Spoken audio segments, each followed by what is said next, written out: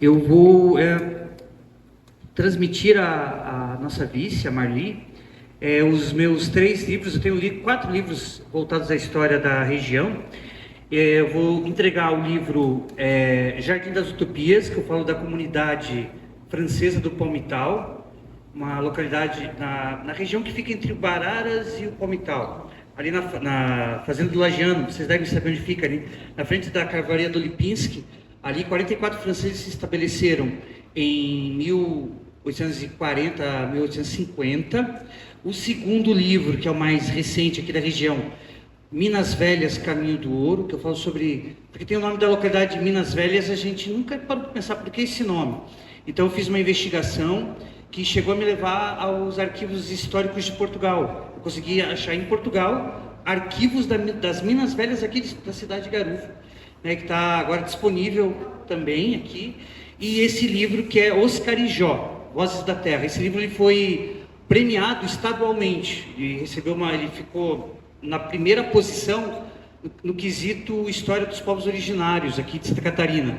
É o primeiro livro voltado à história do povo carijó, que era o povo que habitava todo o litoral catarinense e paranaense. Então, além de ser um livro para nós, é um livro também com profusão estadual, tá? Então, vou transmitir a vice e é isso. Então, é com muita felicidade que eu estou aqui hoje, né? Eu estou muito feliz, porque isso é a culminância de um trabalho que já tem computados 23 anos. Ele começou lá em 2002, 2003. Eu tinha acabado de sair da faculdade de História, então eu comecei a fazer um levantamento devagar, né, sobre fotos, documentos de terra. E esse escavar foi me levando a uma série de outros documentos que possibilitaram reconstruir a história da cidade. É como você reconstruir uma cena de um crime, né? Sempre falo isso para meus alunos. É você tentar achar as pistas, a maior quantidade de pistas possível, para que você desvende o caso. E os arquivos que eu estou transmitindo à prefeitura hoje, ele vai ser bem importante para a gente repensar a história da cidade e do aqui para diante, porque, como bem lembrou a vice-prefeita, a gente não vai durar para sempre. Então é a possibilidade de que a pesquisa ela possa prosseguir. Eu particularmente saí praticamente do nada, não havia nada em 2002, 2003. Não havia nenhum livro, não havia nenhum arquivo, não havia absolutamente nada. Então foram 23 anos, com muito esforço, pegando às vezes sábado, domingo. Cheguei a fazer viagem tem uma foto muito bonita do Casarão P, que tem no Barrancos. Eu tive que viajar até Cascavel, em 2006, numa época que ainda não tinha internet como a gente tem hoje, WhatsApp. Eu tive que viajar até Cascavel para poder localizar uma foto. E hoje eu estou entregando, veja, até quero falar uma coisa, tem mais coisa, tá? Tem mais coisa. Hoje eu estou entregando 2.000 documentos nesse montante de arquivo, né? Então, antes de eu começar a apresentar rapidamente, que eu não quero tomar o tempo de todos, eu quero fazer alguns agradecimentos bem especiais, né? Primeiramente, quero agradecer ao Wiki. O Wiki é uma das pessoas aqui, uma salva de palmas, uma das pessoas que mais tem me ajudado nos últimos tempos aí, tá? A gente chegou junto com o Jardas, né, e com os demais vereadores, o próprio Reginaldo, a gente chegou aí a Florianópolis, né? Porque houve um reconhecimento estadual, isso foi muito bom. E já estou com um livro pronto que se chama Chão de Rios. É a história de Itapoá e Garuva nos últimos 400 anos, já está pronto. Vamos ver se vai sair em breve, né? Então o Wiki, de certa forma, está dentro desse processo. Obrigado, Thaís. Pessoal que puder se inscrever no meu canal no YouTube, ó, vou dar uma de youtuber agora. Canal Sua História, tá? O Andrei está aqui, também faz parte da nossa equipe. Nós temos um vídeo sobre o Palmital. Não sei se alguém já assistiu. É uma viagem de bateira pelo Rio Palmital, pela Baía da Babitonga. Então a gente vai indo de parte em parte, explicando a história, falando o que tinha ali antigamente, mostrando mapas e tal. O editor está ali, nosso camarada, grande parceiro do canal, né? O Andrei. Então quem puder assistir lá, vale a pena. Exatamente, era chamado de Pântano do Sul, né? Lá no século XIX, agora é Pantanal, né? Eu achei muito legal essa ideia. Bom, então, e uma pessoa que acompanhou todo esse processo, né? Que é a Cris. Tá? A Cris é uma pessoa fantástica nesse processo, tem batalhado de forma visceral, já não é de agora, já são algumas décadas, e agora a gente tem a realização desse sonho, para mim, por exemplo, que é de ser historiador, você ter um local onde você possa armazenar isso, né? Então, uma salva de palmas para a Cris, gente, por favor, uma pessoa que tem... ela fica quase na invisibilidade, assim, ela fica nos bastidores, mas ela se movimenta bastante. Então era isso, sabe? São pessoas que fazem parte desse processo. O que eu vou mostrar agora, pessoal, agora se puder abrir lá o arquivo, é só para que a gente tenha uma noção, e até explica por que eu entreguei os livros, né? Porque todo o arquivo ele está digital. Então o que isso... acho que no segundo... Já deve estar aberto ali até, né? Então, acho que está minimizado.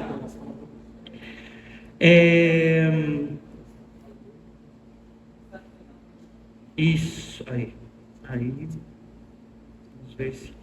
Isso, coloca lá no início da apresentação. E aí a gente vai ter uma noção do que eu estou passando aí. Isso, é só colocar no modo apresentação daí. Isto. Aí. Se tu puderes ir passando para mim, Cris, eu agradeço. Pessoal, então, arquivo digital de Garuva, né? Essa imagem que ela está mostrando, tudo que eu tive que fazer nesses anos, que era pegar, localizar jornal, localizar fotografia, localizar testamento, inventários, em vários arquivos, tá? Arquivo de Joinville, arquivo de São Francisco, arquivo de Florianópolis, arquivo de Curitiba, arquivo público de Curitiba, arquivo nacional, que eu fui em 2007. Então aqui está mostrando justamente o meu trabalho, né? Ó, que era de pegar todo esse material e digitalizá-lo, né? Então dá um clique lá para nós, por favor. Então eu vou mostrar para vocês só alguns exemplos aqui, né? De documentação que vai ficar disponível e que pode ser, e é uma coisa que a gente vai ter que pensar no futuro, e eu vou ficar muito feliz se eu for o curador, inclusive, disso, que eu quero ajudar, né? Eu quero ajudar, você ter uma possibilidade de pesquisa online, isso é o mais importante. Então veja, eu posso ser um professor aqui na escola, eu posso fazer com que os meus alunos naveguem nessa página e poder ter acesso a esses documentos. Eu posso ser um acadêmico da Univille ou de outra universidade e acessar esses documentos e fazer uma pesquisa sobre a história da cidade, né? Os meus livros, em particular o primeiro, Porto Barrancos, de 2007, ele já foi usado mais de uma vez em processos judiciais. Pois é, ele já foi usado, e só um outro detalhe, todos esses livros já estão gratuitos na internet, é só você colocar Gleison Vieira, você vai achar esses livros para fazer download gratuito. Então esses livros já foram utilizados em litígios, questões litigiosas, né?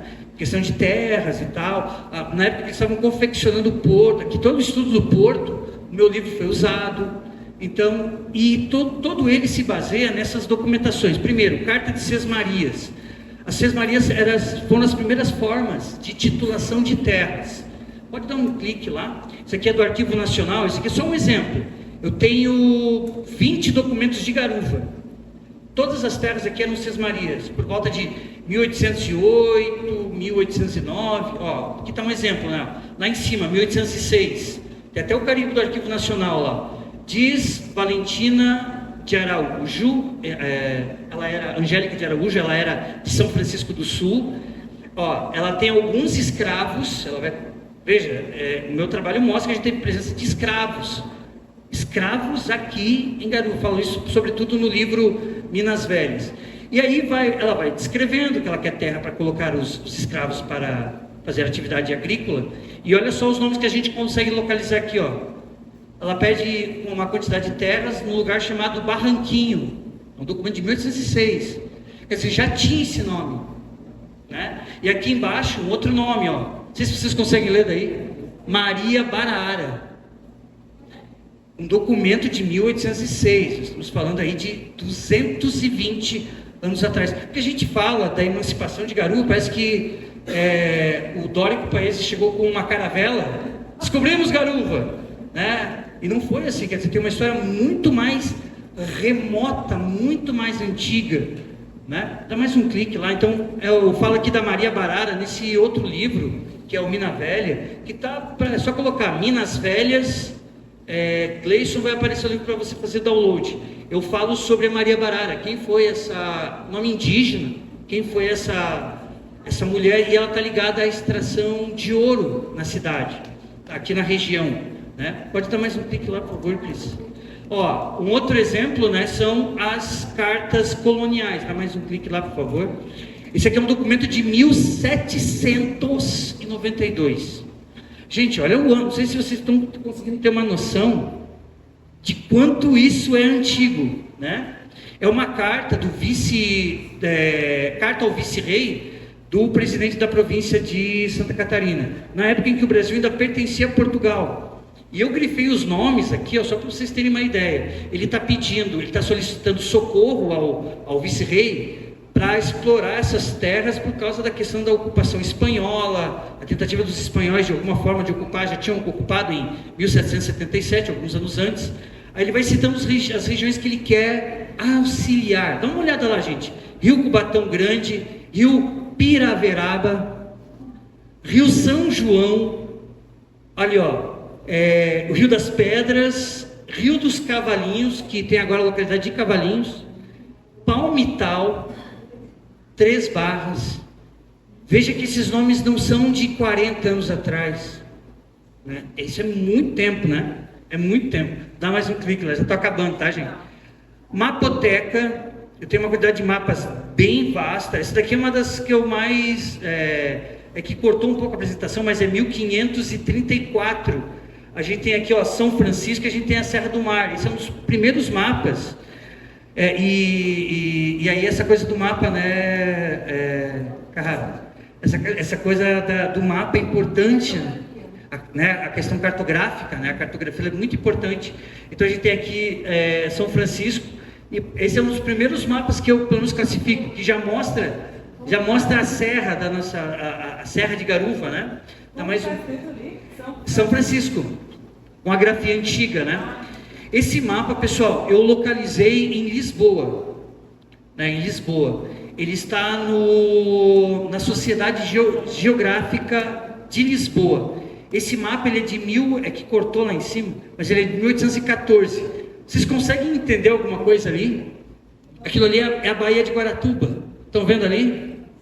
E a gente vê aqui o fundo da Bahia, ó. Aqui lá está Guaratuba, aqui Saí-Mirim, Saí-Guaçu, tem um pontinho vermelho, era a casa de registro. O que era a casa de registro? Fiscalizava os barcos que saíam das Minas Velhas. Por quê? Nas Minas Velhas, o que você tinha? Minas de ouro. Então eu consegui localizar provas, não só isso, editais, uma série de documentos comprovando a extração de ouro na região. A gente tem aqui, ó, Rio dos Castelhanos, o Jundiaquara, é tudo aqui na região do Mina Velha, pro lado de cá. O pessoal do Mina Velha aí, né, o Tília sabe, né? Esses nomes estão ali ainda hoje, né? Jundiaquara, ó, Nhotinga, que hoje eu acho que é Itinga, são todos os rios que vão dar lá no Rio São João, lá no Descoberto, né? Tá vendo? Gente, são nomes... e do outro lado lá, ó, nós temos o Rio São João, Rio da Vitória, que é a região do Vitória, que para quem vai para Cubatão, né? Percebe que é um mapa que está em Portugal, está em Portugal. E aqui a comprovação da questão da mineração de ouro, né? Então é um mapa bem, aqui a gente está vendo com detalhes, né? Eu tenho outros mapas que também fazem indicação, né, da questão do ouro. Pode dar mais um clique lá. Então aqui é uma representação da Barra do Saí. Os barcos, eles eram as canoas, elas eram fiscalizadas para que não houvesse o descaminho. Você tinha que pagar a quinta parte do ouro. Cada 5 quilos, 1 quilo pertencia ao rei de Portugal, né? Daí vem a palavra quinto dos infernos, né? O quinto era o Brasil, né? O quinto do Brasil, o quinto dos infernos. Então você tinha que cobrar o quinto do ouro, que era não só no Brasil, mas em todo o potentado português, na África, na Ásia, e os barcos eram fiscalizados para que não houvesse descaminho, tá? Pessoal, uma pena que não dá para ver muito bem aqui, por causa da claridade, mas quem tiver acesso ao arquivo no futuro vai ver com bastante qualidade. A questão das fotos, eu trouxe algumas fotos, pode dar mais um clique aí. Não dá para a gente... Alô, som? Ah, eu acho que voltou. Pessoal, já está acabando, tá? Eu sei que vocês estão ansiosos. Olha só. Então a gente tem aqui, ó, uma foto que não dá para ver bem por causa da claridade, mas essa foto eu localizei na França, tá? Era a colônia Hercílio Luz, Rio São João. Aqui onde estão esses cavalos, não sei se vocês estão vendo o cavalo aqui. Aqui é onde hoje passa a ponte que vai para o Calvi. Essa foto é de 1921. Uma das fotos mais antigas do meu acervo. Tá? E ela é tão fantástica. Dá mais um clique, não sei se vai dar para a gente ver com qualidade. Não vai dar para ver bem por causa da claridade. Mas mostra uma canoa, pessoas passando. Você, para ir para o Calvi, você tinha que passar de canoa. E o barco está passando justamente... Aqui não dá para... É uma pena. Mas aqui, ó, vocês estão vendo uma árvore? É uma árvore de Calvi. Isso justifica o nome da localidade. Você ia do Calvi em diante. Para onde é que você vai? Eu vou para o Calvi. Isso dá origem ao próprio nome da localidade, Calvi, né? E uma coisa linda é que tem uma casa. Bem onde antes tinha a ponte. O pessoal que está aqui há mais tempo na cidade, lembra daquela ponte baixa? Lembra que o pessoal ia jogar no Cubatão, tinha que passar por aquela ponte. E que quando chovia, né, Jarbas? O pessoal ficava preso para o lado de lá. Então é justamente nessa região que o pessoal atravessava de canoa, né? Pois é, meu Deus, é verdade, você estava lá por cima depois. E dá mais um clique lá. E aí, aqui a foto do Porto Palmital, onde é hoje o Duarte ali, sabe, gente? É a foto do barco Babitonga. Para você chegar em Garuva, você só chegava de barco. Isso até 1929.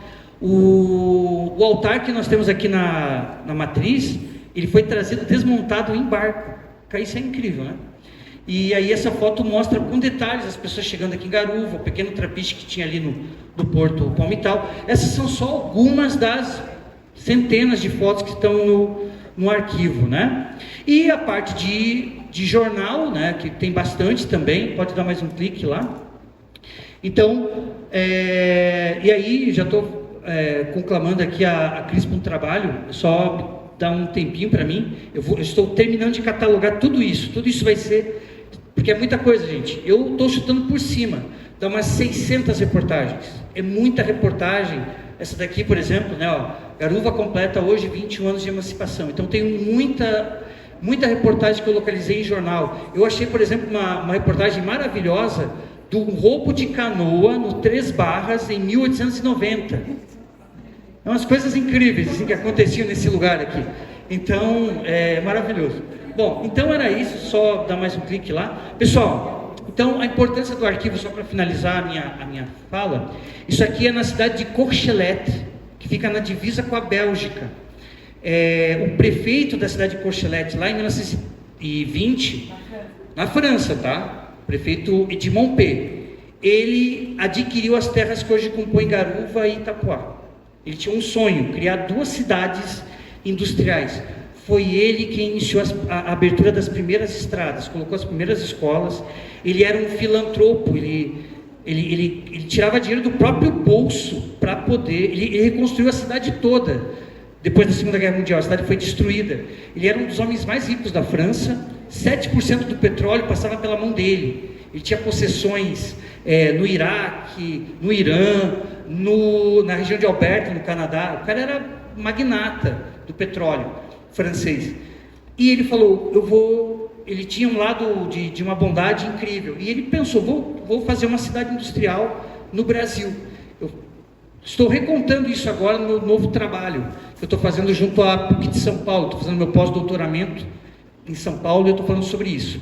Mas voltando aqui, pessoal, então, essa viagem para a França, eles foram muito receptivos lá, fui atendido pelo prefeito da cidade, foi feita toda uma comoção na cidade. Eu levei as bandeiras de Garuva e Itapuá. Então eles ficaram assim, Maria, sério, a gente precisava ir lá, sabe, porque eles estão esperando a gente. Dá mais um clique lá. O que acontece? No final de setembro, as 2 bandeiras, elas ficam hasteadas por um mês dentro da igreja, de Garuva e Itapuá. Essa igreja foi reconstruída depois da Primeira Guerra Mundial, pelo próprio bolso do Edmond P.